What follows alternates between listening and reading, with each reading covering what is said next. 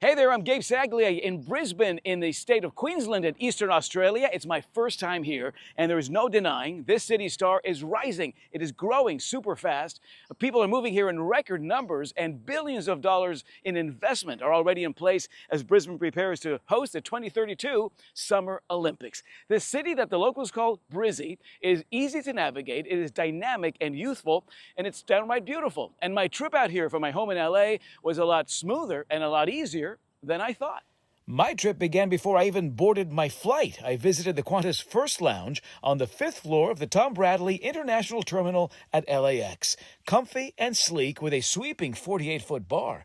Thank you, Ruben, for a delectable espresso martini. The only lounge at LAX with no buffet, but rather a 74-seat sit-down restaurant featuring a seasonal rotating menu of Australian and Californian delights. The dining aspect of it. Yeah. Instead of a sit-down dining area, it's more of a restaurant feel. So, my passengers feel a little bit more relaxed or at home right before their big flight.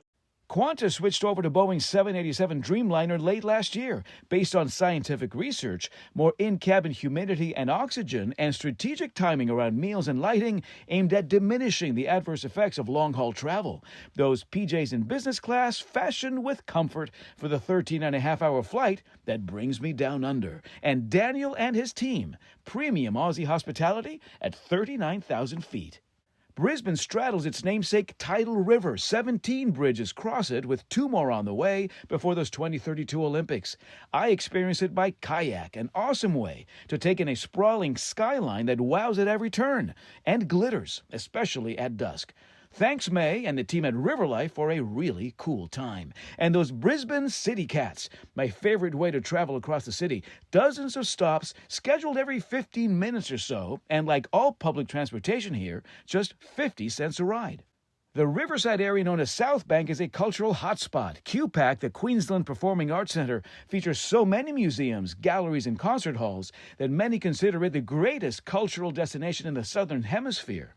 Its 5th major venue, the Glass House Theatre, which just opened, is a state-of-the-art facility that'll host world-class performances from opera to theater, ballet to rock, and increase QPAC attendance to 1.6 million patrons a year. The hospitality scene is surging as the 2032 Games approach. A slew of new luxury hotels already gaining global attention, like the Emporium, sexy and sleek, with elegant rooms in the heart of the South Bank, and a rooftop bar that serves up one-of-a-kind sippers, and Brisbane views to match. And the Cal Isle in the James Street precinct, considered one of the best stays anywhere in Australia, bespoke, stunning, and breezy, with a rooftop garden that drives a creative bar program and top-notch dining. Our breakfast at the Greek-inspired Hellenica restaurant was one of the very best meals on this trip.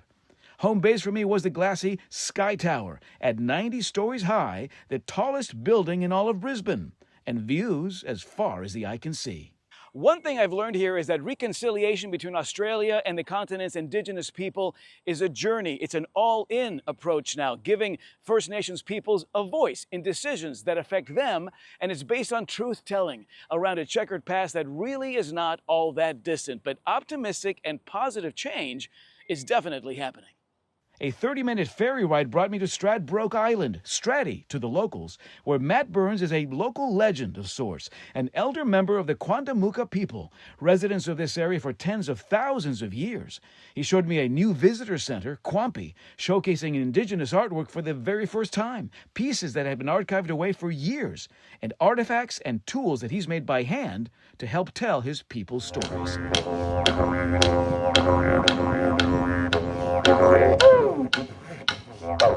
I've heard some groups from a university say, "Which uni did you go to and learn all this stuff?" And I said, "It's me. Yeah. It's my life. It's my culture. Yeah, that's what I know all this stuff. Yeah. Because it's my passion." Stratty is also a great day trip, home to a popular brewery and wide, secluded beaches. The island visit that blew my mind, Moreton Island, a 75-minute ferry ride away, and the 3rd largest sand island in the world. and a testament to the subtropical climate that rules the day in this part of Australia. We spent a night at Tangalooma, an escapist island resort with family-friendly activities galore. Tobogganing down the massive sand dunes was a real thrill. Polly, a real character and world-class raconteur. And ATVing across sandy plains, a first for me, a real adrenaline pumper, and a great way to appreciate this unique topography. Thank you, Emily and Penny, for a revving good time. But tough to beat this. Feeding wild dolphins, which for decades have been swimming up to these shores right at sunset to mingle with the Tangalooma staff. They know these dolphins by name, and while making sure that the animals are healthy and happy, they lead guests in responsibly and carefully feeding them up close and by hand. I got to feed 11-year-old Calypso. And more amazing animal meetups back in Brisbane. Lone Pine is the biggest koala sanctuary in the world, 6 acres featuring more than 100 koalas that have been rescued or bred here, which star in shows throughout the day and a series of guest encounter options, plus more than 70 species of native Australian wildlife, kangaroos, wallabies, dingoes, crocodiles, and birds of prey.